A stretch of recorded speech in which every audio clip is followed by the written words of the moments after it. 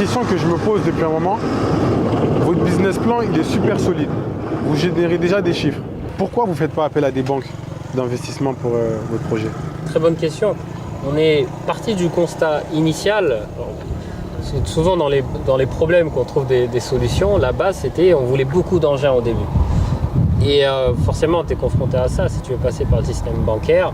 Nous, ce n'est pas des solutions qu'on concevait de passer par une banque. On veut un business éthique du début à la fin, où le cash est plus ou moins propre, on va dire. Je reviendrai peut-être dans un autre interview là-dessus. Mais l'idée, c'est de se dire, on va s'appuyer sur les forces de la diaspora. La diaspora, c'est une banque.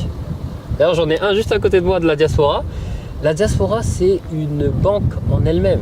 On a plus de 100 milliards d'investissements de la diaspora, de transfert de fonds de la diaspora vers l'Afrique chaque année. Donc, tu sais que je crois que le budget que la diaspora rapatrie chaque année, il est plus élevé que le budget annuel de la Guinée. Absolument. Donc c'est la raison pour laquelle nous on se dit c'est un vecteur de croissance.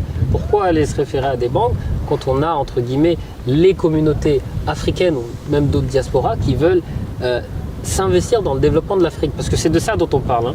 Là on a beaucoup parlé de mines, on a beaucoup parlé économie, mais il y a un volet social qu'il ne faut pas négliger. Quand vous voyez nos chauffeurs là-bas, on les met dans certaines conditions qui fait que certains chauffeurs sont là depuis plus de 2 ans et qui ont toujours cette motivation à travailler avec nous parce que l'aspect social est au cœur du projet GT West Africa. Et je pense que l'investisseur de la diaspora, c'est ça qu'il veut voir.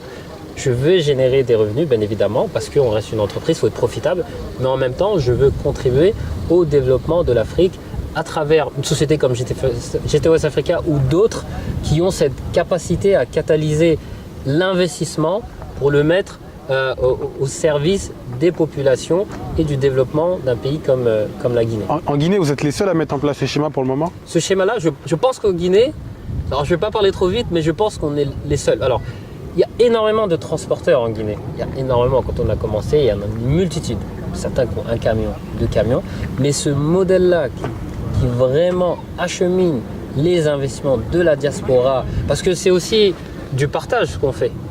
On n'est pas là pour se dire on veut faire un maximum de bénéfices pour les fondateurs ou les salariés. C'est inclusif. On veut que les gens, et ça nous prend beaucoup de temps d'ailleurs, cette relation avec la diaspora, l'explication, parce que l'investissement, il faut être il faut être prêt pour le faire. Il faut être prêt avec les avantages et les inconvénients. Et ça passe par une phase d'explication. Donc c'est pour ça que je dis souvent on a 2 métiers. On est transporteur minier et on est conseiller en investissement en Afrique également.